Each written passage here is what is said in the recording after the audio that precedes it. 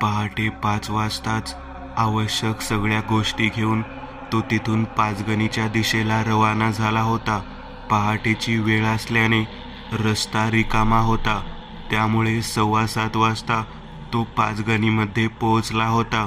पण बंगला हा पाचगणीच्या जरा बाहेर होता. थंडीचे दिवस, त्यात सर्वत्र पडलेलं धुकं. एका बाजूला उंच हिरवेगार असे डोंगर होते, तर दुसऱ्या बाजूला खोल अशी दरी, पण ती सुद्धा अतिशय मनमोहक होती. पण का कुणास ठाऊक त्या निसर्गरम्य वातावरणात देखील एक विचित्र अशी उदासीनता आणि एक वेगळीच नकारात्मकता त्याला जाणवत होती. पाचगणी गाव मागे सुटलं होतं. 3-4 किलोमीटर नंतर डावीकडे जाणारा एक निमुळता डांबरी रस्ता त्याला दिसू लागला. बंगला त्याच बाजूला होता. त्याने गाडी त्या रस्त्याने वळवली आणि आता दोन्ही बाजूला घनदाट जंगल, समोर एक घाट सदृश रस्ता सुरू झालेला दिसत होता. घाटाच्या नागमोडी वाटेला पार करून आता तो आणखी पुढे आला होता. आजूबाजूला घनदाट जंगल, हिरव्यागार टेकड्या दिसत होत्या. काही तुरळक असे बंगले एकमेकांपासून ठराविक असं अंतर सोडून बांधलेले दिसत होते. आता आणखी पुढे आला आणि दूरवर एका टेकडीच्या पायथ्याशी त्याला आता तो बंगला दिसू लागला, जिथे त्याला जायचं होतं. गाडी बंगल्याच्या गेटजवळ आणत त्याने थांबवली. बंगल्याच्या चोहोबाजूला असलेली दगडी संरक्षक भिंत आणि त्याला लागूनच ते लोखंडी गेट होतं. सुंदर असं गार्डन, जागोजागी लावलेली मोठमोठी आणि खूप आयु असलेली वडा पिंपळाची झाडं त्या बंगल्याची शोभा वाढवत होती. गेटजवळ येत तो थांबला. अंगणातच एक माणूस गवत कापायचं मशीन चालवत असलेला त्याला दिसला. त्यांनी जयला बघितलं. मशीन बंद करत आता तो गेटच्या दिशेला येऊ लागला. 25-26 वर्षाचा तो तरुण मुलगा होता. बोला, कोण हवंय आपल्याला? त्यांनी जयला विचारलं. मेहता साहेबांनी सांगितलं असेल माझ्याबद्दल. मी पुण्याहून आलोय, जय म्हणाला. आणि त्या वॉचमनने आता मेंदूला ताण देत आठवायचा प्रयत्न केला. हो, काल रात्री फोन आला होता मला सरांचा. तुम्ही हा बंगला बघायला येणार होतात असं ते म्हणाले होते. त्या मुलाने आता गेट उघडलं. जयने खांद्याला बॅग लावली आणि आता त्या बंगल्याच्या हद्दीत पाऊल टाकलं. क्षणभर बंगल्याच्या हद्दीत येत तो उभा राहत आजूबाजूला बघत, डोळे बंद करून नुसताच उभा राहिला. तो मुलगा जयकडे नुसता बघतच राहिला. त्याला त्याच्याकडे बघत जरा विचित्र वाटलं की हा माणूस नक्की काय करतोय. जयने डोळे उघडले, पण एक गोष्ट त्याला जरा वेगळी वाटली. ती म्हणजे त्या बंगल्याच्या हद्दीत पोहोचल्यावर कोणतीही नकारात्मकता त्याला अजूनही जाणवत नव्हती. तो बंगल्याच्या अंगणात नजर टाकत चालू लागला. बंगल्याच्या अंगणातलं गवत हिरवंगार होतं. आजूबाजूला असलेली झाडं देखील अगदी हिरवीगार होती. तिथलं वातावरण अतिशय प्रसन्न होतं. चालत आता ते दोघे बंगल्याच्या अंगणाच्या मध्यभागी आले. इथे इंटेरियरचं काम सुरू होतं काही दिवसांपूर्वी. तेव्हा इथे तू होतास का? जयने विचारलं. हो साहेब, मी होतो. ते काम साधारण 10-12 दिवस चाललं होतं. शेवटचे 2-3 दिवस मी इथे होतो. ते पण अगदी शेवटचे 2-3 दिवस. माझा चुलत भाऊ त्याआधी इथेच होता, पण त्याची तब्येत खराब झाली, त्यामुळे मला इथे यावं लागलं, तो मुलगा म्हणाला. तब्येत खराब झाली म्हणजे काय झालं नक्की त्याला? जयने विचारलं. त्याला फिट्स यायचा त्रास होता. बरेच वर्षापूर्वी त्याला तो त्रास होता. गेल्या 10 वर्षात त्याला एकदाही फिट आली नव्हती. पण इथे कामाला लागल्यावर 6-7 दिवसांनी त्याला परत एकदा तसाच त्रास होऊ लागला. त्याला फिट्स येऊ लागल्या. मग त्याच्या जागी त्याने मला पाठवलं. आता तो बरा आहे. आराम करण्यासाठी म्हणून आता तो आमच्या गावी गेला आहे. 1 मिनिट, म्हणजे तो सुद्धा तुझ्या इथे येण्याच्या 7-8 दिवसच कामाला लागला होता? जय म्हणाला. हो साहेब, बरोबर. खरं तर इथे गेल्या 4 महिन्यापासून कोणी वॉचमन नव्हता. इथला जुना वॉचमन जो होता त्याने आत्महत्या केली होती 4 महिन्यांपूर्वी, तो मुलगा म्हणाला.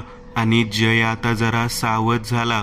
बापरे, आत्महत्या केली होती, पण का? काही कळलं का त्याबद्दल? जय आता त्याला प्रश्न विचारत बंगल्याच्या दिशेला चालू लागला. तो मुलगा पण त्याच्या बरोबर चालू लागला. माहीत नाही साहेब, पण जेवढं मी ऐकलंय त्यावरून मला एक गोष्ट माहिती पडली की तो दारूच्या आहारी गेलाय. त्यात वाईट संगत लागली होती. त्याच्या फॅमिलीमध्ये पण प्रॉब्लेम होता. त्याची बायको त्याला सोडून माहेरी निघून गेली होती, त्यामुळे तो इथे एकटाच राहायचा. त्याच्याबद्दल मला तर इतकीच माहिती आहे. पण पाचगणी गावामध्ये जे मार्केट आहे तिथे त्याचा एक मित्र एक छोटंसं हॉटेल चालवतो. त्याला त्याच्याबद्दल बरीच माहिती आहे. दोघे अगदी जवळचे मित्र होते आणि तो इथे बऱ्याचदा यायचा. माझी त्याच्याशी थोडीफार ओळख आहे. काल परवाच तो इथे आला होता. काही वेळ माझ्याशी बोलला, इकड तिकडच्या गप्पा केल्या आणि मग निघून गेला. पण त्याची नजर मात्र मला थोडी वेगळी वाटली. तो म्हणाला. आता ते दोघेही बंगल्याच्या गेटपासून दरवाजापर्यंत येऊन पोहोचले होते. दार उघडच होतं. या बंगल्यात एक स्टोअर रूम आहे, बरोबर ना? मला ती स्टोअर रूम बघायची आहे. जयने बंगल्याच्या आत पाऊल टाकता टाकता त्याला सांगितलं. हो सर, चला दाखवतो. तुझं नाव काय म्हणालास? जयने विचारलं. मी सतीश, इथेच वॉर्डमध्ये राहतो. तसं आमचं कुटुंब कोल्हापूरचं आहे, सतीश म्हणाला. जयने आता आतमध्ये प्रवेश केला होता. हॉलमध्ये त्याची नजर सगळ्या गोष्टींवर फिरत होती, पण हॉलमध्ये त्याला कोणत्याही प्रकारची नकारात्मकता किंवा उदासीनता जाणवत नव्हती. तिथे देखील एक फिश टँक ठेवलेला होता. फिश टँकमधले मासे अगदी व्यवस्थित होते. रंगीबेरंगी असलेले ते मासे 8-9च्या संख्येने त्या फिश टँकमध्ये असलेले दिसत होते. त्याने खिशातून मोबाईल काढला. तिथलं तापमान आणि घराच्या बाहेरचं तापमान यात फार फरक नव्हता. जयला आता बरेच प्रश्न सतावत होते. चालत चालत आता दोघेही स्टोअर रूमच्या जवळ आले. स्टोअर रूमला कुलूप लावलेलं होतं. सतीशने खिशातून किल्ली काढत स्टोअर रूमचं दार उघडलं. दोघांनी स्टोअर रूममध्ये प्रवेश केला. स्टोअर रूमचा लाईट सतीशने लावला. आश्चर्य म्हणजे स्टोअर रूममध्ये देखील काहीच विचित्र असं जाणवत नव्हतं. एखाद्या नकारात्मक ऊर्जा असलेल्या ठिकाणी पोहोचल्यावर जो कोंदटपणा, थंडपणा जाणवतो तसं काहीही या खोलीत जाणवत नव्हतं. जयने सगळीकडे नजर टाकली. स्टोअर रूममध्ये धूळ खात पडलेलं काही फर्निचर दिसत होतं. निरुपयोगी असलेलं काही सामान जागोजागी पडलेले दिसत होतं. तिथे वावगं असं काहीही वाटत नव्हतं. काल रिया जेव्हा मला सगळं काही सांगायचा प्रयत्न करत होती तेव्हा तिने स्टोअर रूममध्ये प्रवेश करेपर्यंत सगळं काही व्यवस्थित सांगितलं होतं. पण स्टोअर रूममध्ये प्रवेश केल्यानंतर त्या दिवशी झालं काय हे मात्र ती सांगू शकली नाही. पण इथे आल्यावर मला काहीही वेगळं वाटत नाहीये. सगळं काही अगदी सामान्य आहे. मग नक्की त्या दिवशी झालं काय? जय स्वतःशीच विचार करत होता. सतीश बरंच काही बोलत होता, पण जयचं त्याच्याकडे लक्ष नव्हतं. जय अचानक भानावर आला. सर, मी विचारलं, तुम्ही कुठे थांबलात? म्हणजे तुमची राहायची सोय तुम्ही कुठे केली आहे का? सतीशने विचारलं. नाही, अजून तरी नाही. तू कुठे सोय करू शकतोस का माझी? जयने विचारलं. हो सर, करू शकतो. इथेच काही अंतर पुढे गेल्यावरती एक विला आहे. इथे येणाऱ्या पर्यटकांची राहण्याची सोय तिथे केली जाते. ते एक लॉजिंग आहे. तुम्ही जर इंटरेस्टेड असाल तर मी तुमची राहायची सोय तिथे करू शकतो, सतीश म्हणाला. आता तुमच्यापासून काय लपवू? इथे जेमतेम 8-9 हजार पगार मिळतो. त्यात काही भागत नाही. तो लॉजिंगवाला मला कमिशन पण देतो, सतीश म्हणाला. ठीक आहे, माझी सोय तिथे कर. मला आता काही दिवस इथे राहावं लागेल आणि वारंवार इथे यावं लागेल. जवळच राहायची सोय झाली तर येण्या जाण्यात खर्च होणारा वेळ वाचेल, जय म्हणाला. ठीक आहे सर, आताच्या आता लगेच त्याला फोन करून सांगतो, असं म्हणत सतीश फोनवर बोलत बाहेर निघून गेला. जय स्टोरूममध्ये काही वेळ तसाच फिरत राहिला. तिथे त्याला काहीही मिळालं नाही. सगळं काही अगदी नॉर्मल वाटतंय. मग नक्की रियाच्या बाबतीत झालं काय? ती म्हणते की तिला खूप सारे लोक दिसतात. त्यांच्या घरात मी ज्या काही गोष्टी बघितल्या त्यावरून रिया जे बोलत होती त्यात तथ्य होतं. सहसा एखाद्या व्यक्तीला जेव्हा पिशाच्य बाधा होते तेव्हा ती होण्याचं मुख्य कारण म्हणजे त्याने एखाद्या अपरिचित अनोळखी जागेला भेट दिलेली असते. त्या जागेचा काहीतरी इतिहास असतो आणि त्या वास्तूमधूनच त्या व्यक्तीला ती पिशाच्य बाधा होते. हे असं आपण कितीतरी ठिकाणी बघितलेलं आहे. रिया जेव्हा इथे होती तेव्हा ती हा बंगला सोडला तर आणखी कुठे गेली होती याबद्दल निलिमा देखील काही बोलली नाही. इतकंच काय, पण रियाने देखील त्याबद्दल काही सांगितलं नव्हतं. तसंही तिला हे इंटेरियरचं काम खूप लवकर संपवायचं होतं आणि 10 दिवसातच हे काम संपायला देखील आलं होतं. याचाच अर्थ ती इथे जास्तीत जास्त वेळ या बंगल्यातच घालवत होती. काम संपलं की ती परत तिच्या राहायच्या ठिकाणी निघून जायची आणि सकाळी परत एकदा ती इथं यायची. 10-12 दिवस हाच तिचा दिनक्रम होता. मग नक्की झालं काय? इथे तर काहीच जाणवत नाहीये. जय आता विचार करत करत स्टोरूममधून बाहेर आला. तो हॉलमध्ये येऊन थांबला होता. सतीश आता हॉलमध्ये आला. सर, तुमची राहायची सोय झालेली आहे. 1500 रुपये एका दिवसाचं भाडं आहे. एक नंबर क्वालिटी रूम आहेत. जेवणाची सोय पण तिथेच होईल. बाकी काही लागलं तर मला सांगा, सतीश म्हणाला. बाहेरून गाडीचा एक आवाज त्याला ऐकू आला. कुठली तरी गाडी गेटच्या समोर येऊन थांबल्याचं त्याला लक्षात आलं. सतीश लगेच हॉलच्या दाराशी आला आणि त्याने बाहेर बघितलं. वळून त्याने जयकडे पाहिलं. काय झालं? कोण आले? जयने विचारलं.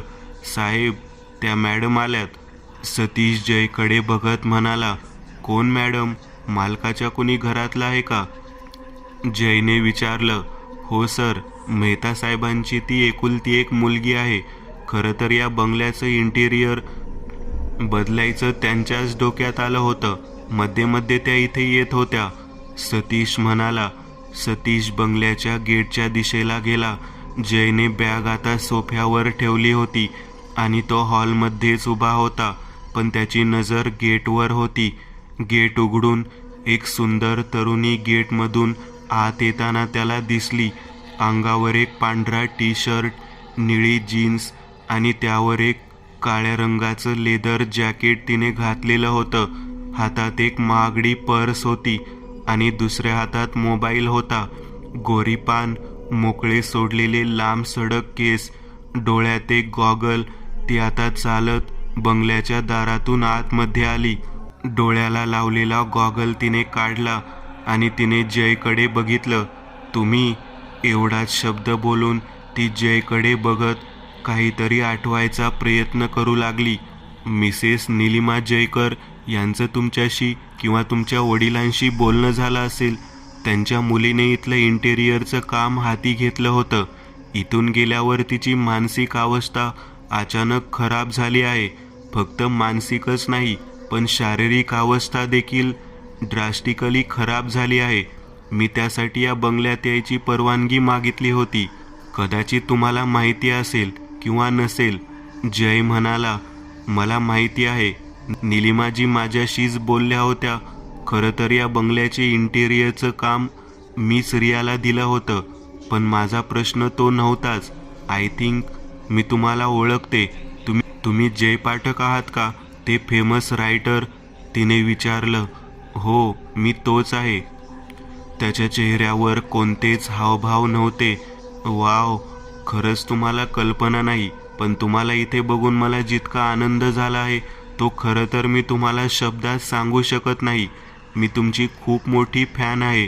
तुमचं क्वांटम नावाचं नॉवेल मी आजवर नाही म्हटलं तर 4 वेळा वाचलं असेल.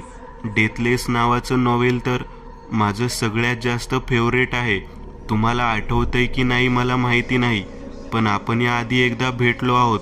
म्हणजे आपलं बोलणं झालं नव्हतं, पण एका पब्लिशिंग इव्हेंटला बुक सायनिंगच्या एका कार्यक्रमात तुम्ही मला एका तुमच्या पुस्तकावर ऑटोग्राफ दिला होता. त्यावेळी खूप गर्दी होती, त्यामुळे जास्त बोलता नव्हतं आलं. झाली असतील 1-1.5 वर्ष त्या गोष्टीला. ती म्हणाली, ओ थँक्स. जय म्हणाला, पण तुम्ही उभे का? बसा ना. सतीश, 2 कॉफी घेऊन ये आणि सरांसाठी ब्रेकफास्टची तरी सोय कर. ती म्हणाली, अहो मॅडम, खरंच त्याची गरज नाही. मी ॲक्च्युली बंगला बघायला म्हणून आलो होतो आणि खालचा मजला, स्टोअरूम वगैरे बघितले. मला आता पहिल्या फ्लोअरवर जायचं आहे. माझं काम झालं की मी निघून जाईन, पण मी सध्या पाचगणीतच राहणार आहे काही दिवस तरी. कारण तुम्हाला निलिमाजींनी नक्की काय सांगितले मला माहिती नाही. प्रकरण जेवढं साधं दिसतं तेवढं नाही आहे. म्हणजे हे फक्त मानसिक संतुलन बिघडायचं प्रकरण नाही आहे. हे खूप विचित्र असं काहीतरी आहे. कदाचित तुमच्या या गोष्टीवर विश्वास असेल किंवा नसेल, मला माहिती नाही. पहिले तर तुम्ही मला आहोजाहो करू नका. आणि दुसरं म्हणजे निलिमांनी जी मला जे काही घडलं ते सगळं सांगितलंय. खरं तर मला सुद्धा ते ऐकून खूप धक्का बसला. आणि मी या बंगल्यात गेल्या 12 वर्षात कितीतरी वेळ राहिली आहे. इथे असं काहीही नाहीये. या जागेला असा कुठला गडद इतिहास नाहीये. आमच्या कितीतरी पिढ्यांपूर्वीपासून ही जमीन आमचीच आहे आणि या आधी देखील असं काही विचित्र घडलेलं नाहीये इथं. ती म्हणाली, बरोबर आहे तुमचं. तेच तर मला शोधायचे की नक्की झालंय काय. जय म्हणाला. सतीश आता किचनमध्ये गेला होता. भांड्यांचा आवाज येत होता. तो कॉफी बनवत असावा. जय आणि ती आता समोरासमोर सोफ्यावर बसले होते. बाय द वे, तुम्ही विचारलं नाहीत, पण मी सांगते, माझं नाव संजना. मी पुण्यातच राहते. आमची एक IT फर्म आहे. तुम्हाला एक पर्सनल प्रश्न विचारायचा होता. गेल्या 1 वर्षात तुमचा एकही नवीन नॉवेल आलेला नाही. नक्की इतका वेळ का लागला? म्हणजे तुम्ही लिखाण बंद केलं आहे का, की कुठला नवीन नॉवेल लिहित आहात? तिने विचारलं. खरं सांगायचं तर सध्या माझ्या पर्सनल लाईफमध्ये खूप प्रॉब्लेम सुरू आहेत. त्यामुळे सध्या कोणताही नवीन नॉवेल लिहायची माझी मनस्थिती नाहीये. जय म्हणाला. ओ आय एम सॉरी. ती म्हणाली. काही क्षण दोघेही काहीच बोलले नाहीत. मला एक गोष्ट विचारायची होती. सतीशकडून मला समजलं की 4 महिन्यापूर्वी इथे एका वॉचमनने आत्महत्या केली होती. तो वॉचमन खूप वर्ष या बंगल्याचा केअरटेकर होता आणि त्यानंतर पुढचे 4 महिने इथे कोणीही नव्हतं. 4 महिन्यानंतर सुद्धा इथे एक वॉचमन आला, जो सतीशचाच मोठा भाऊ होता. पण त्याची तब्येत 7-8 दिवसातच बिघडली आणि त्यानंतर इथे सतीश कामाला लागला. आणि दुसरं म्हणजे त्याच 8 ते 10 दिवसात इथे रिया इंटेरियरचं काम करत होती. नक्की त्या वॉचमनबद्दल मला तुम्हाला काही सांगता येईल का? जय विचारलं. हो, त्या वॉचमनबद्दल मला जवळपास सगळंच माहिती आहे. त्याचं नाव रवी होतं आणि तो इथे बरेच वर्ष कामाला होता. वय साधारण 45च्या आसपास असेल. जवळपास हा बंगला बांधल्यापासून तो इथला केअरटेकर होता. आधी तो आमच्या मुंबईतल्या बंगल्यावर काम करायचा, पण मग तिथून त्याला आम्ही इथे या बंगल्याचा केअरटेकर बनवलं. इथे तो त्याच्या बायकोबरोबर आणि एका मुलीबरोबर राहायचा. पण वाईट संगतीमुळे त्याला दारूचे व्यसन लागलं. दारू पिऊन बायकोला मारहाण करायचा. त्यामुळेच बायको त्याला सोडून मुलीला घेऊन माहेरी निघून गेली. त्यानंतर तो कितीतरी दिवस इथे एकटाच राहत होता. आमचं इथे येणं जाणं फार नव्हतं. आमचा दुसरा बंगला होता. आम्ही तिथे कधीतरी महिन्यातून एखाद्या वेळेला यायचो. तेव्हा आल्यानंतर इथे एखादी चक्कर टाकायचो आणि निघून जायचो. त्यामुळे आम्हाला फार काही माहिती नव्हतं. या सगळ्या गोष्टी आम्हाला त्याने आत्महत्या केल्यानंतर समजल्या. त्याच्या आत्महत्या करण्यामागचं कारण समजू शकलं नाही, पण एकलकोंडा झाल्यामुळे कदाचित नैराश्याच्या मध्ये त्यांनी हे पाऊल उचललं होतं, असं पोलीस म्हणाले. आणि आम्ही देखील त्या गोष्टीच्या फार खोलात गेलो नाही, संजना म्हणाली.